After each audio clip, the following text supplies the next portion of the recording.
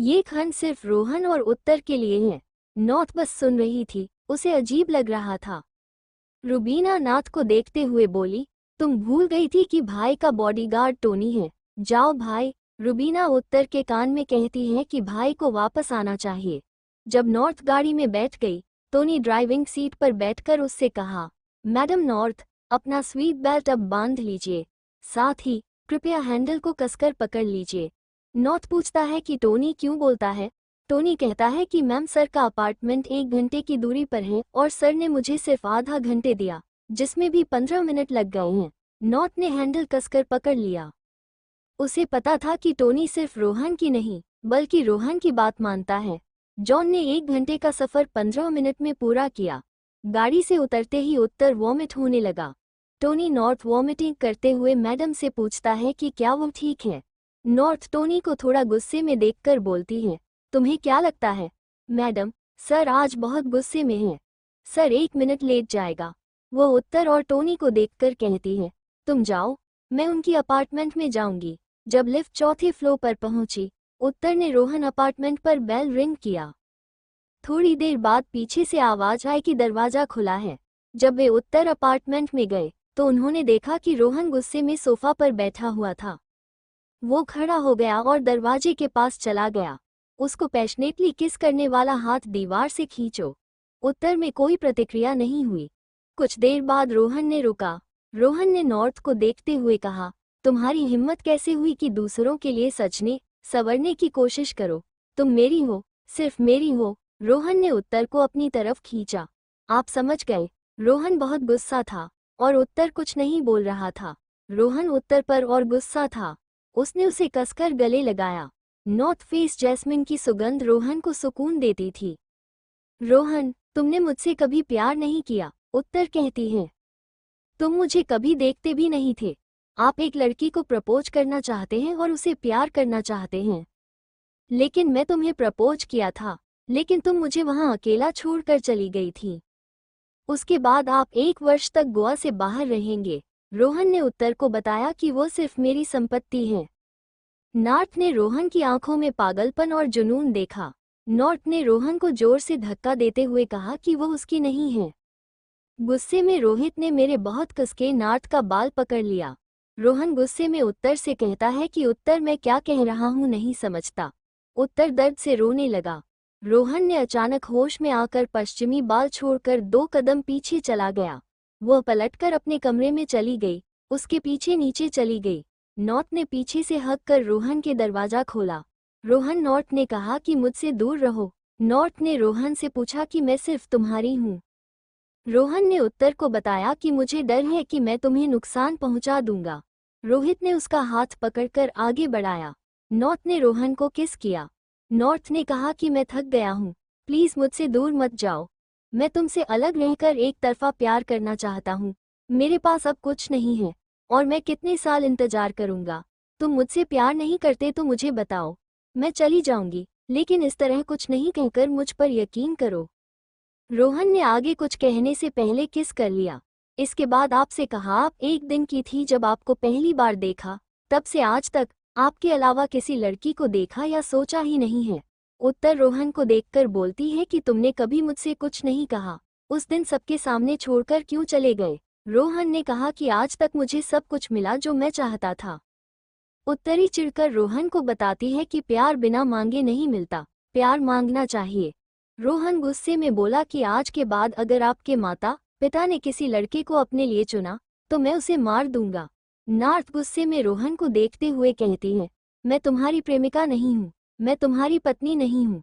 तुम कौन हो और किस अधिकार से तुम कह रहे हो कि मेरी माँ और पापा मेरे लिए कोई लड़का नहीं ढूंढेंगे।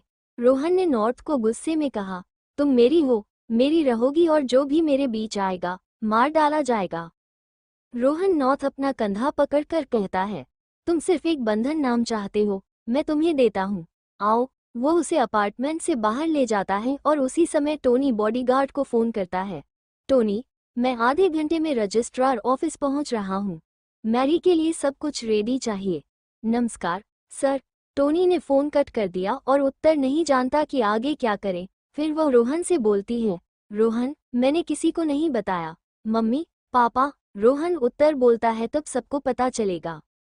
नॉर्थ और रोहन कार में बैठकर विवाह रजिस्टर ऑफिस की ओर चले गए। दोनों ने आधे घंटे में विवाह कर लिया। जब वे दोनों बाहर निकल गए, वे नार्थ घर जाने को तैयार नहीं थे। रोहन ने नार्थ को वहां खड़ा देखकर कहा, चलो घर चलते हैं। घर जाकर आप क्या कहेंगे? जब आप घर जाएंगे सबको पता चलेगा। अब चलें। वो लोग कुछ देर चलकर घर पहुंचे। रोहन और नॉर्थ घर में घुस गए। जैसे ही एक आवाज आई, घर आओ भैया भाभी। प्रेयर मैरिज लाइफ, आप सबको जानकारी कैसे मिली? रोहन ने पूछा कि मैंने सभी को बताया था। रुबीना ने कहा कि इतने में श्री और मिसेज जॉनसन आ गए और मॉम डैड भाई ने शादी की रोनी खुशखबरी दी। दोनों चौंक पड़े। मिस्टर जॉनसन ने मुंह चढ़ा कर कहा कि मुझे लगता था कि आप सिर्फ कुंवारे रह जाएंगे। मिस्टर जॉनसन उत्तर की ओर देखते हुए कहते हैं, उत्तर को थोड़ हंसना सिखा देना, ऐसा लगता है कि अभी किसी को खा जाएगा। सब लोग हंसने लगे। तुम्हारा यह विचार सफल हो गया क्योंकि मॉम और डैड भी उत्तर में आ गए। मैंने नहीं सोचा था कि काम इतनी जल्दी पूरा हो जाएगा। रुबीना को देखते हुए मॉम ने कहा, मैं चाहता हूं कि आप मेरे भाई को 2 या आधे घंटे में डील कर दें। आंटी जी, प्यार करने के लिए थोड़ा शौक देना पड़ता है, फिर जाकर उनका मन चलता है। Audio by Asik V. Rubina सबको खुश देखकर बहुत खुश थी। उसे पता नहीं क्यों घबराहट हो रही थी। वो अपने विचारों से बाहर आया और सबको हंसते देखा। वो कुछ देर बाद अपने कमरे में चली गई। रुबीना को कमरे में जाते हुए तीनों भाइयों ने देखा। रुबीना ने कमरे में पहुंचते ही लाइट भी नहीं लगाई और खिड़की के सामने खड़ी हो गई। चांद का प्रकाश उसके बदन पर गिर रहा था। रुबीना को अपने थर्ड सिंगर से मिलते ही उसे लगता है कि वह भी चली गई, जो उसके दिल को सुकून नहीं देता था। इन 3 सालों में रुबीना को एक आदत सी हो गई थी कि रिंग को हर समय गोल घुमाती थी जब भी कुछ गड़बड़ होती थी। वो खिड़की के पास खड़ी रोने लगी, जब उसे पता ही नहीं चला। कुछ देर बाद आंसू आने लगे, फिर कपड़े बदलकर सो गई। ये दरवाजे के पास खड़े होकर रोने वालों को देख रहा था। रोनी इतना गुस्सा था कि बहन को नहीं रोने देता था। इंसान ने उसे रोका है। उसने सोचा कि क्या जाके के आदमी को मार डालना चाहिए था, इसलिए उसने भी फोन किया। रोनी ने किसी को फोन लगाया और कहा कि भाई, बहुत दिनों बाद मुझे क्या याद आया। रोनी ने कहा कि मुझे एक कैदी को सबक सिखाना है। सामने वाला कहता है कि बस नाम बताओ, हम सब देखेंगे। थोड़ा डरकर सामने वाले ने पूछा कि क्या भाई जानता है किसकी बात कर रहा है? जब रोनी ने कहा कि उसका नाम रिचर्ड विलियम है। हाँ, मैं जानता हूँ कि मैं रिचर्ड विलियम से बात कर रहा हूँ, रोनी ने गुस्से में कहा। रोनी गुस्से में सामने वाले से पूछता है कि क्या वो काम करने के लिए तैयार है। प्राइस बॉल की लागत क्या होगी? मैं तुम्हें 2 करोड़ देंगे और तुम करेंगे। सामने वाला घबरा गया। भाई, क्या मर्डर करना है? नहीं, बस इतना मारने के कारण वो कुछ समय याद रखता था और सोचता था कि वो इसे क्यों खाया था। सामने वाले को कुछ पता नहीं है, फिर भी वो कहता है कि कल सुबह से तुम्हें समाचार मिलेगा। रोनी अपने सामने वाले से कहता है कि आप ऑनलाइन पैसे नहीं मिलेंगे और आप देश में नहीं दिखना चाहिए। जब सामने वाला बोलता है, मैं रखता हूँ, मुझे एक बार बात करनी चाहिए थी, कि पीछे से रौनक की आवाज आई। रोनी को पता है कि पीछे कौन था। 3 महीने से रुबीना का हाल नहीं देख रहे हैं। पूरा दिन हंसती रहती है और रात को खिड़की के पास खड़ी होकर रोती रहती है। आप दोनों बड़े भाई को इसे बहुत जल्द करना चाहिए था। आपस मिलने का दिन था। मैंने किया क्योंकि आप दोनों नहीं किया। ये कहकर रोनी अपने कमरे में चला गया। उसके पीछे रौनक भी कमरे में चला गया। पैसे कहाँ से आते हैं? मेरी शेविंग है। इडियट, रौनक ने रोनी के सर पर टपली मारी। उसने चेक को पॉकेट से निकालकर रोनी को हाथ में पकड़ा। लोगों को मास्क पहनाना चाहिए और शहर से बाहर नहीं जाना चाहिए। ये कहकर रौनक कमरे से चला गया। फिर रोनी ने उसे वापस फोन कर सब कुछ बताया। The Williams corporation, Mumbai. दोपहर 2 बजे रिचर्ड चेयर पर बैठकर आंखें बंद करके विचार कर रहा था। रुबीना को डिवोर्स मिलने के 3 महीने हो गए थे और इस पूरे समय में उसे एक बार भी नींद नहीं आई। हर बार वो अपनी आंखें बंद करते हुए रुबीना का रोता हुआ चेहरा देखता था। उसे लगता था कि अगर कुछ दिन और ऐसा ही चलता रहा तो वह पागल हो जाएगा। यही सोचकर वो ऑफिस छोड़कर अपने दोस्त के क्लब में जाता है। पार्किंग क्षेत्र में जाओ।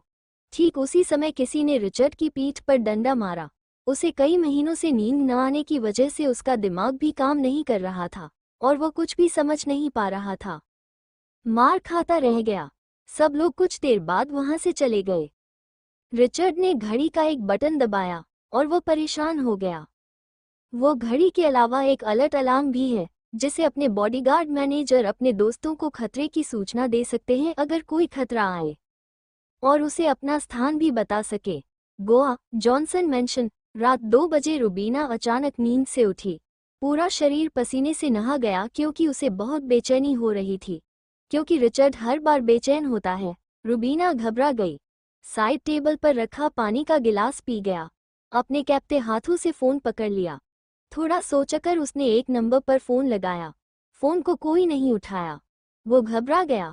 हिम्मत करके उसने फिर फोन लगाया। फिर उसने फोन लगाया। इस बार मैं फोन उठाया। नमस्कार। पहली बार। रूबीना कोई प्रतिक्रिया नहीं देती। हेलो। फिर कौन बोली? मैं बहुत महत्वपूर्ण काम कर रहा हूँ। देखो, अगर बात नहीं करनी तो फोन काट दो। हेलो, रूबीना ने धीरे से कहा। मिस रूबीना ने जवाब दिया। रिचर्ड असिस्टेंट आश्चर्य में पड़ गया। सब ठीक है? रूबीना ने प्रश्न उठाया। मुंबई शहर हॉस्पिटल राघव का फोन क्या है? रोहित ने कहा कि मिस रूबीना का फोन है। जब रियान, रिचर्ड का दोस्त, ने पूछा। रूबीना ने रियान का नाम दोहराया। फिर रोहित ने फोन उठाया। रूबीना, रिचर्ड पर हमला हुआ। उसकी हालत गंभीर है। ये सुनते ही रूबीना को लगता था कि सांस ही बंद हो गई है। रियान ने कहा कि मैं जानता हूं कि आप दोनों अलग हो गए हैं।